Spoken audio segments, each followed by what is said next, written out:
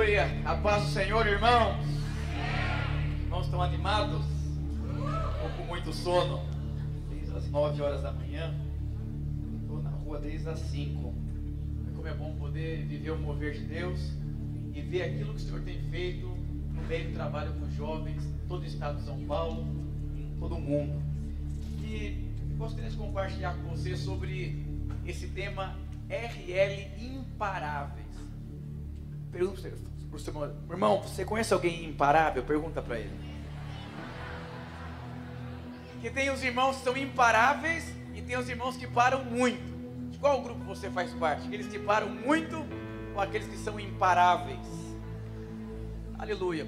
Sabe, irmãos, eu quero compartilhar com você sobre ser imparável. O Senhor chamou você para ser imparável. Deus nos chamou para nós marcarmos a nossa geração no nosso tempo. Você crê nisso? Ano passado nós batizamos 2.700 jovens em todo o estado de São Paulo, em tempos de pandemia. Então a gente percebe que há um mover de Deus no meio dos jovens. Nós queremos piamente que é apenas o começo daquilo que Deus tem para nós, amém? Amém? Sabe, quando você pensa assim em ser alguém imparável, o que passa pela sua cabeça? Alguém inconsequente, alguém obstinado, alguém que não para, porque tem pessoas que são imparáveis, mas pelo motivo errado. Tem pessoas que são imparáveis pelo motivo correto. E a maior parte dos jovens da nossa geração que nós vivemos, que não conhece o Senhor, tem muitos que são imparáveis, tem muitos. E eu conheci muitos dentro da igreja também que eram imparáveis. Sabe, o pai não concordou com aquele namoro, com aquela corte, a pessoa foi até as últimas consequências, foi imparável. E sabe que tudo que é imparável tem consequências. Até o fato de você decidir servir o Senhor com realidade e com radicalidade, também vai ter consequência. Ser imparável, você pode ter certeza que vai ter consequências. Mas o grande mover de Deus é muito maior do que as consequências. O Jorge falou assim: pastor, eu casei, eu estou tão feliz, mas ao mesmo tempo eu estou tão triste. Eu falei: por quê? Porque chegou a conta de luz, de água, do aluguel, tudo no mesmo dia. E eu falei: toda escolha que você for fazer vai ter uma consequência.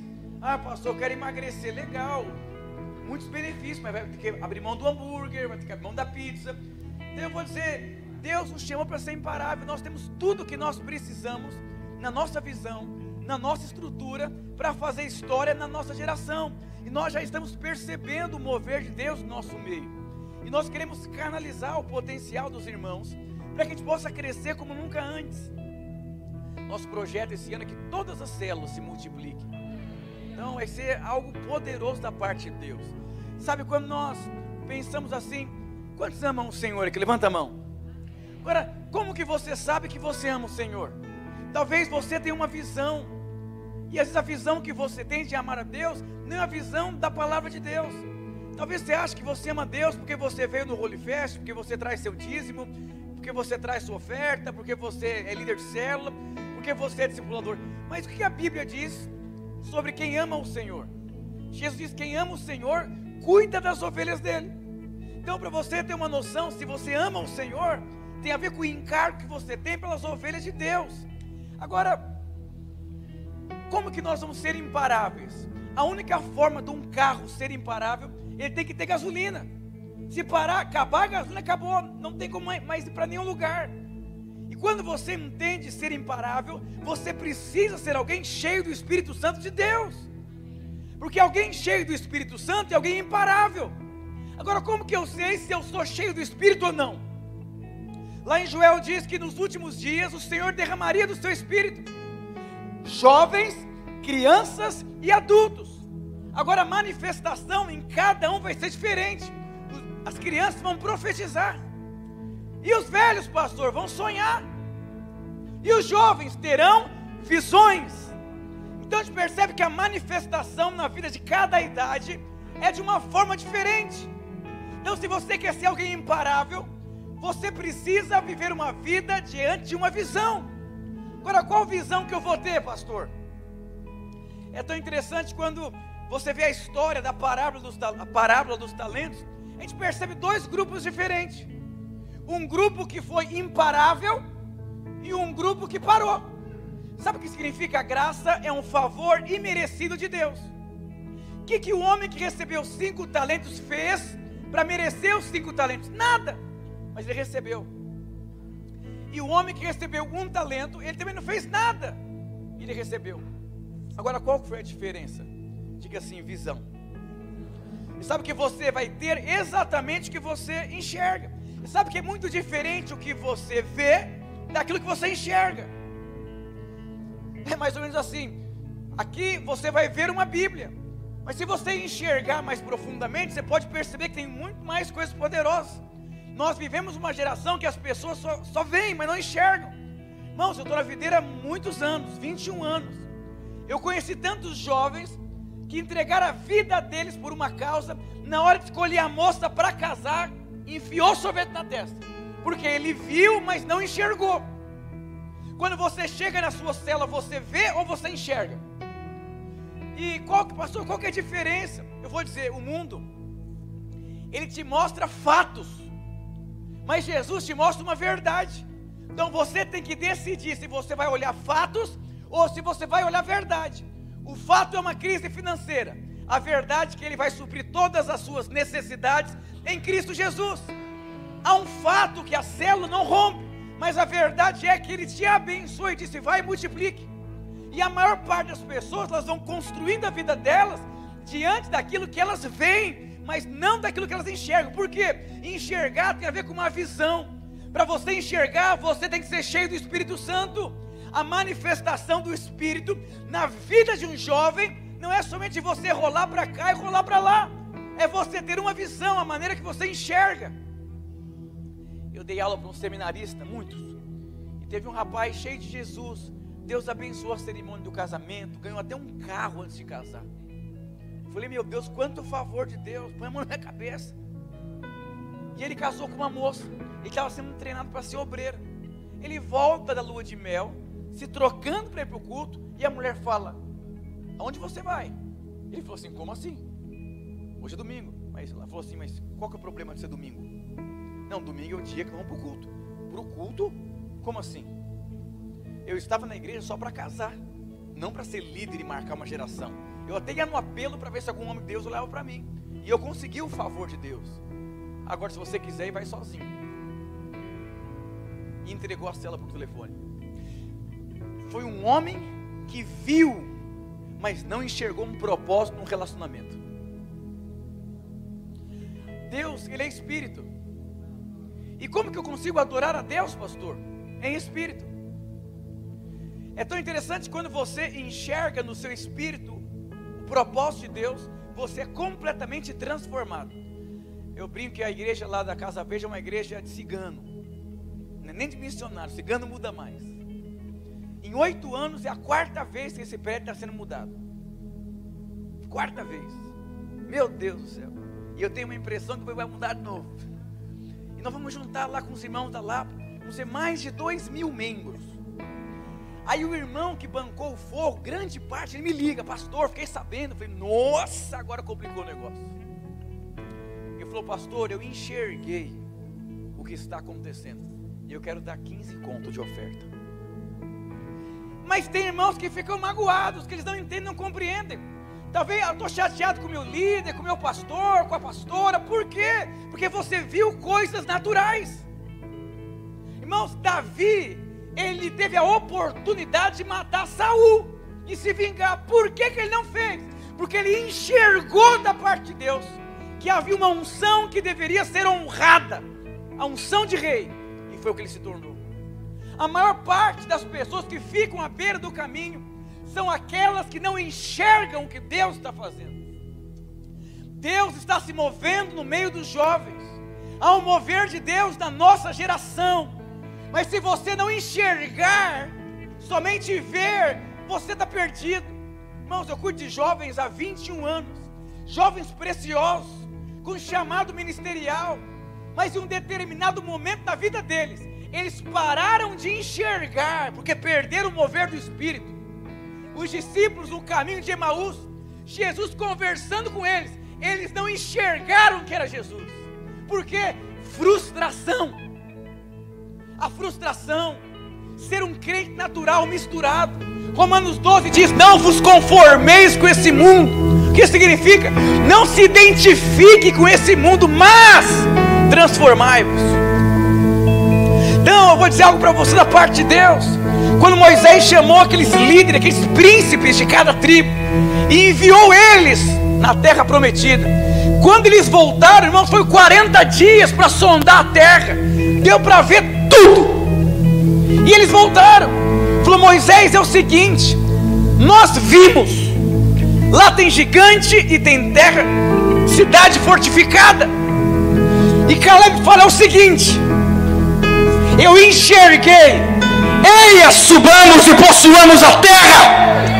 Qual foi a diferença?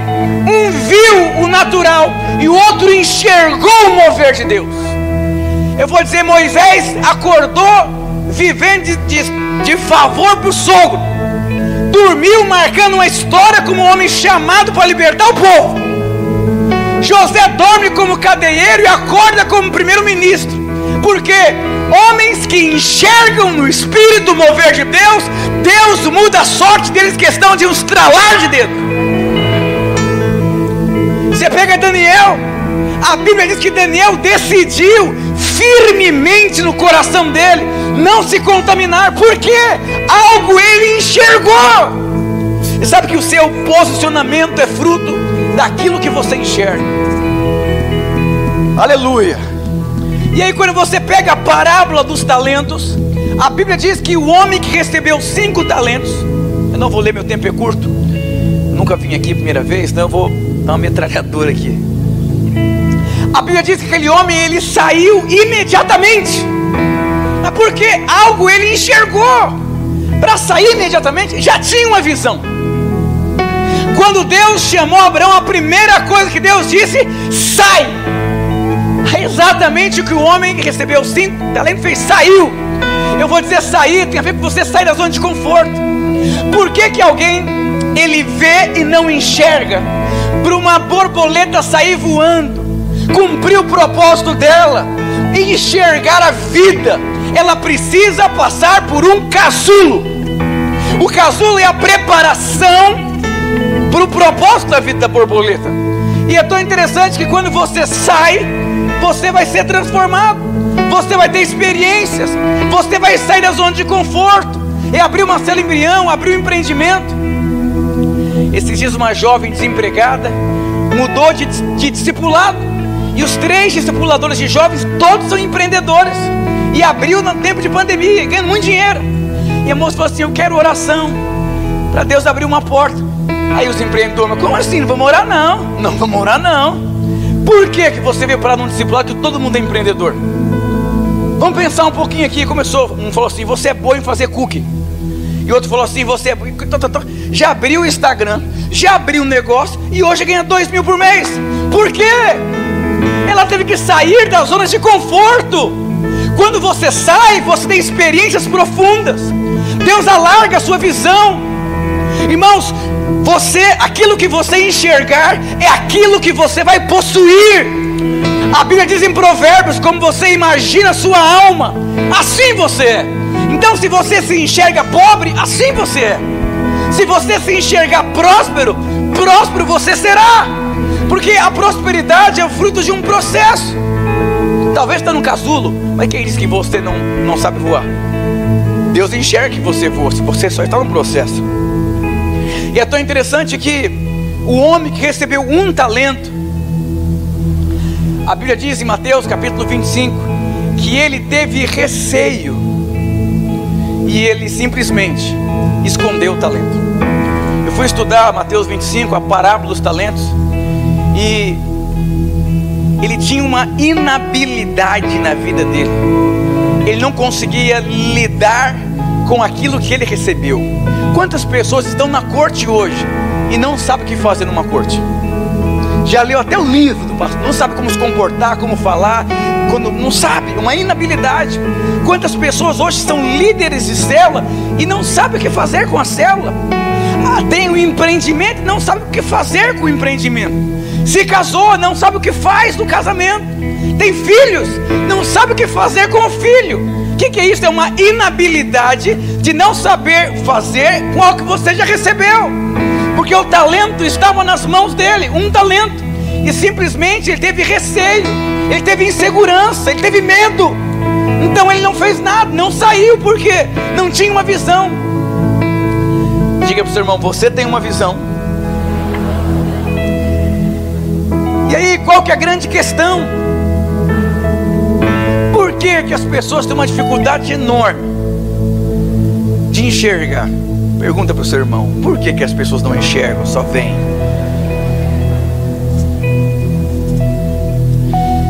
Você sabe que o que diferencia um crente espiritual de um crente natural é isso. O crente natural, ele anda por aquilo que ele vê. É o Tomé. E o crente espiritual, ele anda pelas percepções espirituais. Então, pela percepção espiritual, há uma crise muito grande financeiramente, mas pela percepção de Deus eu vou prosperar. Então são fatores diferentes. E eu tinha problema com unha encravada. Eu gastei muito dinheiro em podóloga. Era uma tortura, assim, o negócio era feio. E eu gastei muito dinheiro. E um dia eu cansei. E disseram assim, ó, você tem que ter uma cirurgia. Eu falei, quanto que é a cirurgia? Acho que era R$2.000 em cada lata. Eu falei, misericórdia, 8 contos na lata. A melhor podóloga de 60. Ou não? E aí passou um ano, eu falei, nossa, não resolve o problema. Eu falei o seguinte, eu vou lá e vou falar para a mulher fazer só de um lado do meu pé. Fui lá e fiz um lado de cada pé. E o médico disse assim, hoje eu vou te mostrar a raiz dos seus problemas. Eu falei, pô, o cara é pastor agora. Não, o cara falou que é pastor agora, vai orar por mim também. Ele falou, não, toda raiz errada dentro de nós produz um tipo de dor diferente. Mas hoje eu vou te mostrar, eu vou arrancar as dores que você tem. Mas não tem como resolver o problema se não for direto na raiz. Ele falou, você quer com cirurgia, com anestesia? Eu não falei, você está brincando? Com essa sua fala, pode dar umas 5 injeções aqui. Ele fez a cirurgia, nunca mais eu tive dor. Isso fazem muitos anos, muitos anos. E eu percebi algo.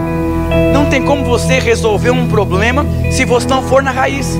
Davi, quando lutou com Golias, ele arrancou a cabeça por completo. Sabe aquele filme de suspense, que o bandido lá e o mocinho do bem, ele mata o cara, não matou completamente, e o bandido levanta assim, vai e mata o moço do bem? É mais ou menos isso. Na vida, se você não for até o final para resolver os problemas, eles não resolvem. Não resolvem. E eu quero compartilhar com você a raiz do crente que só vê. E aí você vai entender que você precisa ter uma experiência com o sobrenatural de Deus. Ou talvez um dia você foi alguém cheio de Deus, mas frustrou, ficou à beira do caminho, ficou para trás. E hoje você é alguém, um crente natural, que empurra a sua vida com a barriga. E essa não é a vontade de Deus. Tem como projetar aqui Romanos capítulo 5, o versículo 12, por favor.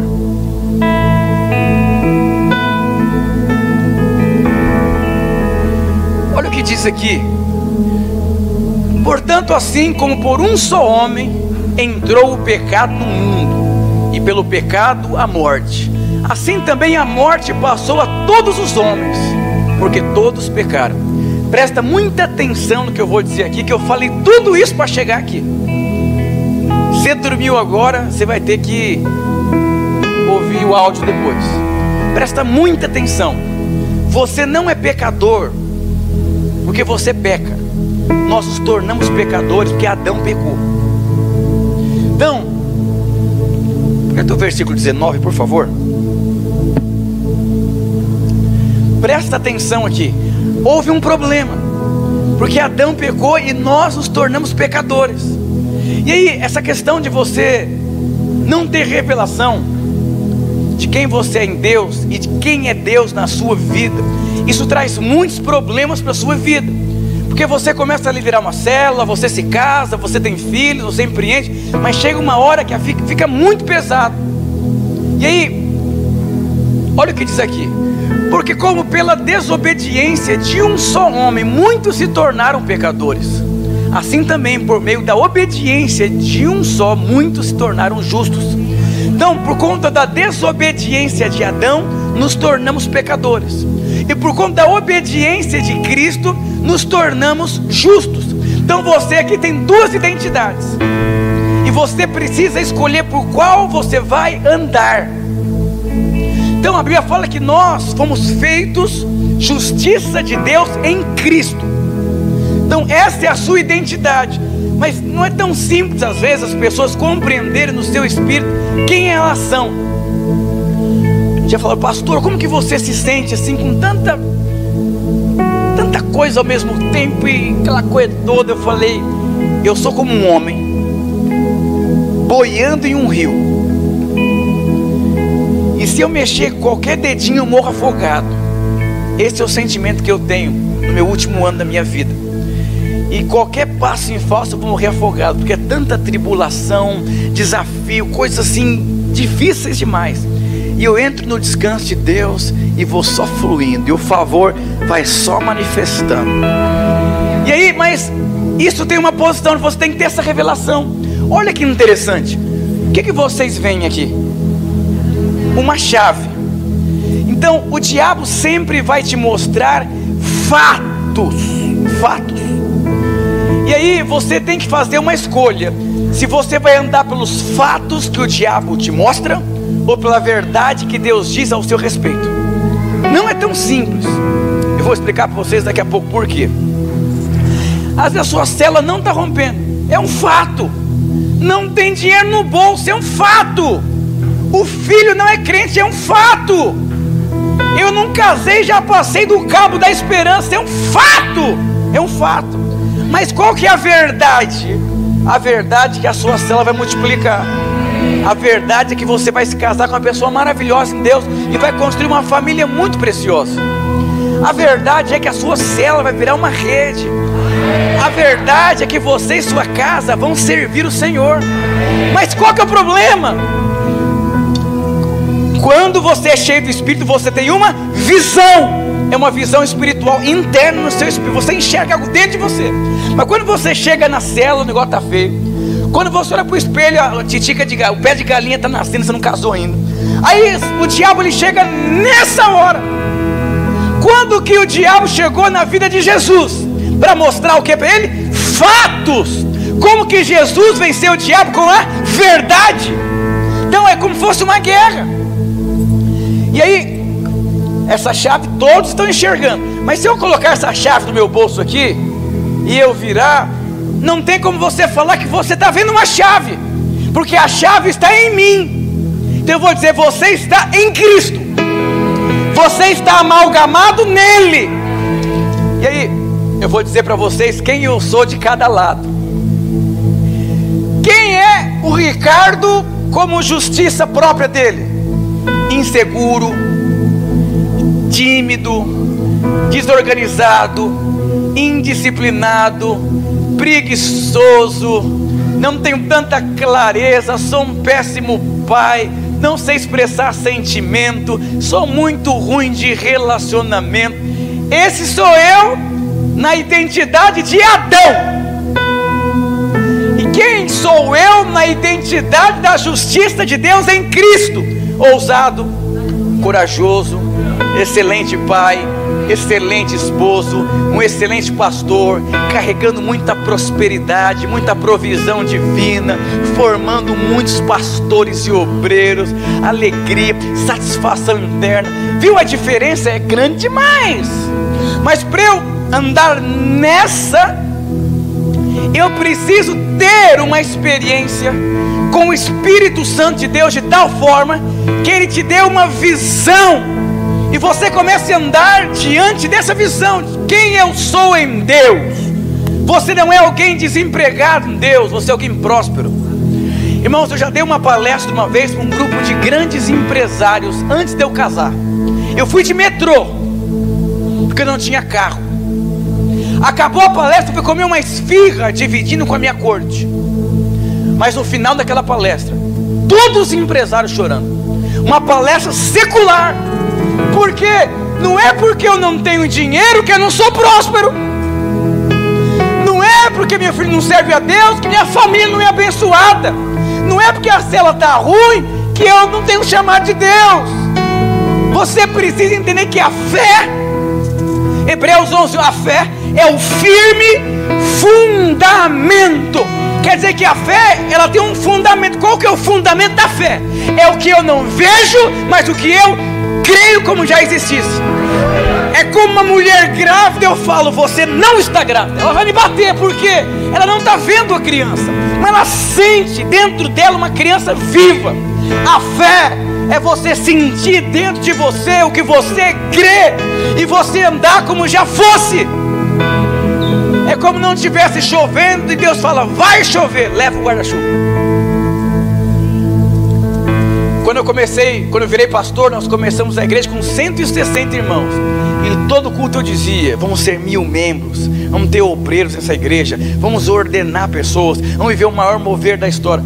Todo culto eu falava, porque era o que eu queria, era muito real para mim. E todo culto as pessoas, pastor, eu vi um prédio maior, porque isso começou a afetar a vida das pessoas. O pastor Abe Uber, não sei se os irmãos conhecem, ele começou o ministério com um grupo muito pequeno de pessoas, e todo domingo ele falava, eu quero convidar as milhares de pessoas hoje a ficarem de pé, para nós orarmos. Todo domingo ele falava isso. E o que aconteceu? Milhares de pessoas se converteram, porque é questão de tempo. Não tem como a criança nascer em um mês, vai passar por um processo, mas vai nascer porque é real. Você está gerando o que dentro de você? Porque o que você está gerando, em algum momento, vai dar a luz. Diga aleluia. Diga glória a Deus. Aleluia. Aleluia. Não aceite nada menos do que a sua identidade. E qual que é o maior desafio? É você firmar as estacas daquilo que você não vê, mas daquilo que você crê. Eu tenho um carro até que legal, irmãos. Eu tenho uma HR-V e eu não tinha dinheiro, eu ganhei, irmãos. O que é isso? Eu profetizava, o Senhor, segundo a sua riqueza e glória, eu como filho amado de Deus, Deus faz um milagre, e eu entro no descanso de Deus. Deus moveu. Irmãos, eu moro num apartamento de 118 metros quadrados, R$2.000, é 5.000 para morar lá onde eu moro.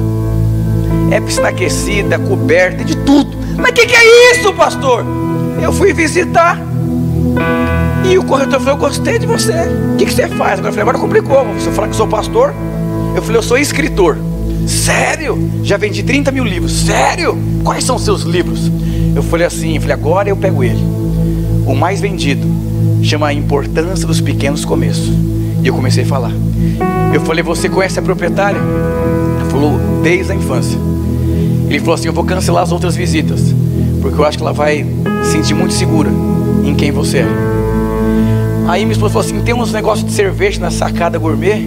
Ele falou assim, vocês bebem? Ele falou, não, aqui é só Coca-Cola. Eu falei pra ele. Ele falou, mas faz uma proposta. Eu falei, agora se eu fizer, ele vai me bater. Eu falei, quer saber de uma coisa? Vou fazer para não aceitar. Fiz para não aceitar, a mulher aceitou. Sabe o que é? Eu creio que Deus, Ele tem o melhor. Que eu sou. Se Deus não negou o seu próprio filho, o que é um apartamento? O que é uma multiplicação de célula? O que é provisão? O que é um casamento? Deus tem um príncipe e uma princesa separado para você. Aleluia. Talvez não chegou ainda, porque o diabo vem mostrar fatos. Quando eu era solteiro, eu não tinha nada. E o meu obreiro falava assim, quando você casar vai ser... E me caçoava. Eu falei, meu Deus, que louca vai querer casar comigo. E eu vou dizer uma coisa para você, Deus não negou o filho dele. O que é uma corte? Você quer entrar num descanso?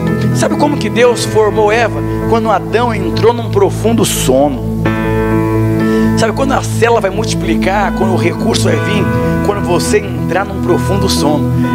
Eu me sinto num rio assim, muito grande, mas muito fundo. E eu assim, aleluia, aleluia. Eu não olho nem para o lado, porque se eu olhar assim, eu vou assustar. E se eu assustar, eu morro afogado. Então é melhor entrar no profundo sono do descanso de Deus. A Bíblia diz em Hebreus que o nosso único trabalho é se esforçar para entrar no descanso de Deus. Mas por quê? Porque enquanto você descansa, Ele trabalha. A Bíblia diz que aos seus amados Ele dá enquanto dorme. Então nós precisamos entrar no descanso. Pastor, como que eu entro no descanso? Tem na revelação que você foi feito justiça de Deus em Cristo.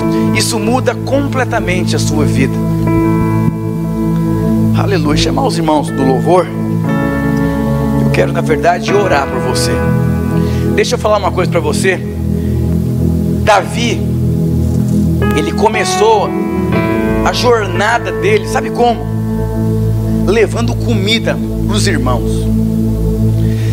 E Davi, quando ele se depara com Golias, cheio de homem, ele deve ter pensado: isso aqui não é problema meu, mas a minha identidade não permite eu não resolver esse problema. Quando você consolida a identidade de Cristo, tem muitas coisas que não são problemas seus, mas você é como Davi, isso te incomoda, sabe por quê? Porque incomoda Deus. E Davi servia. A Bíblia diz que antes de Davi morrer, vamos ler, pode projetar para mim por favor? Atos capítulo 13, versículo 36.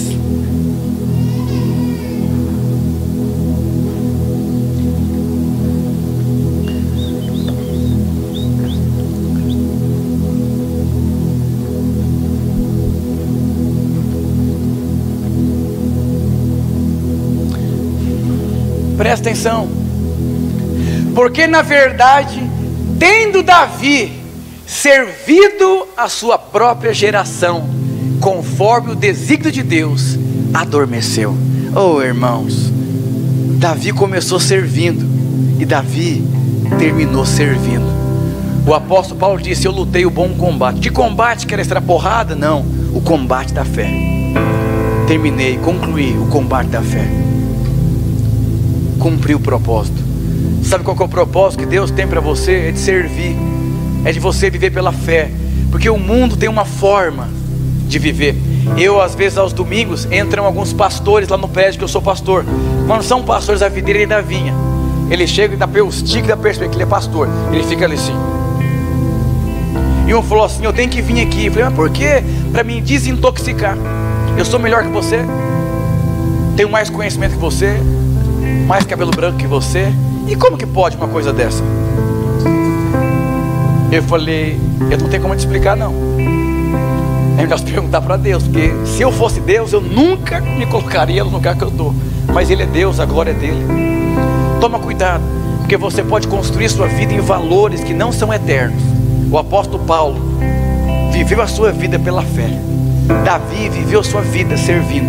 São valores que o mundo não tem. São valores eternos. Diga aleluia. Oh Espírito Santo de Deus, aleluia. Moisés, ele acordou, foi trabalhar. De repente ele se depara com uma sarça. E Moisés, irmão, depois você todo dia se acorda de manhã para trabalhar, é a mesma coisa. Todo dia comendo arroz e feijão, é a mesma coisa. Todo dia indo para a igreja, é a mesma coisa. Já acostumou vendo, você já deixou de enxergar e começou porque perdeu as expectativas. E de repente ele percebe que tinha uma sarça. E ele percebeu que não era algo comum, não se consumia.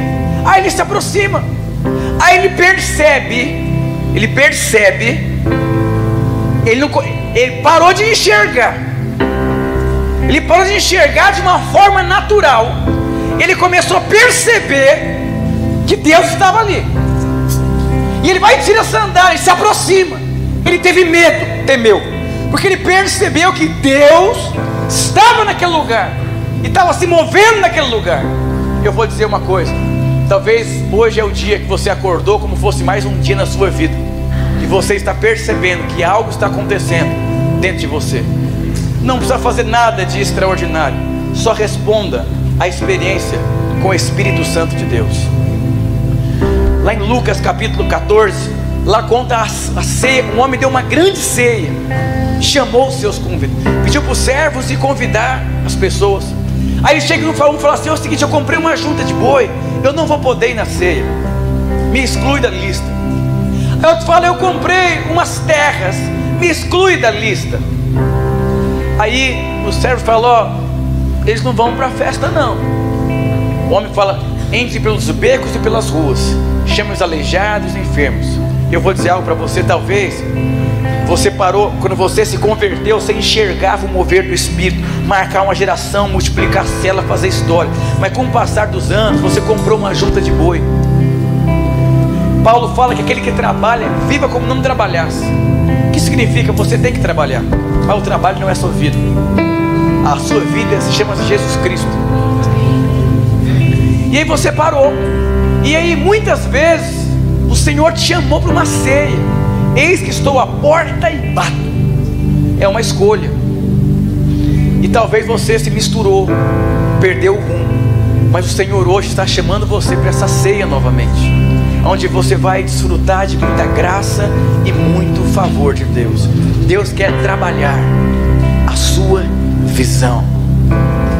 Diga: eu sou cheio do Espírito Santo de Deus. Aleluia.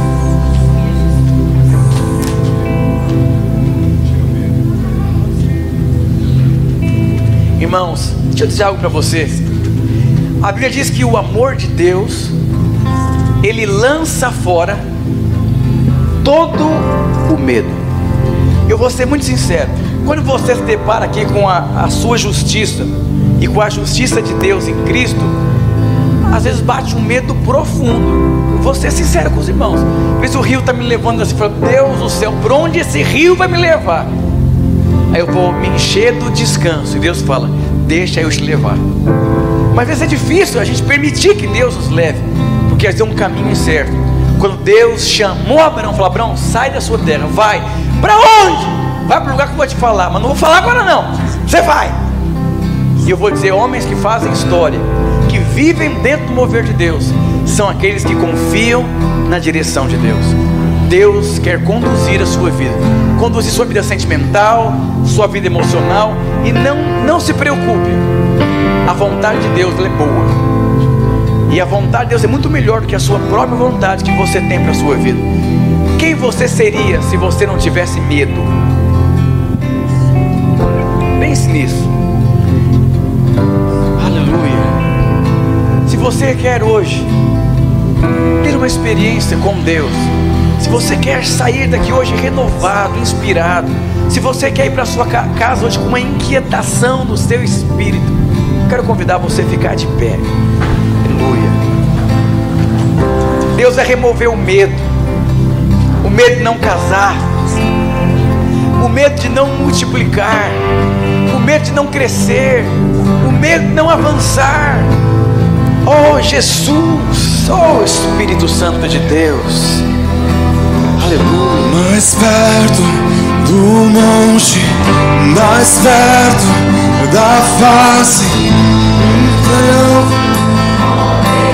da tua glória. Mais perto, o medo quer me parar, então me tira o medo que me faz dizer coisas suas.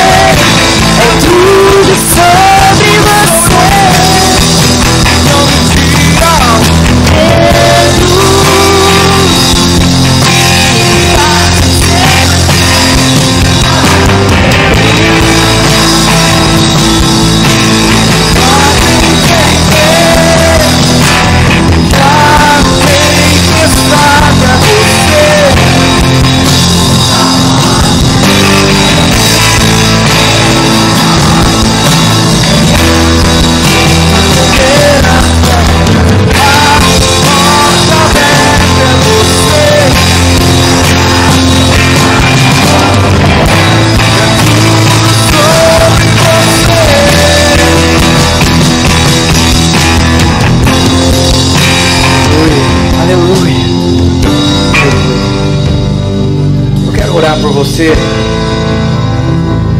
Você que algo dentro de você agora está acontecendo. É como Deus estivesse desconstruindo algumas coisas dentro de você, imprimindo dentro de você uma visão eterna.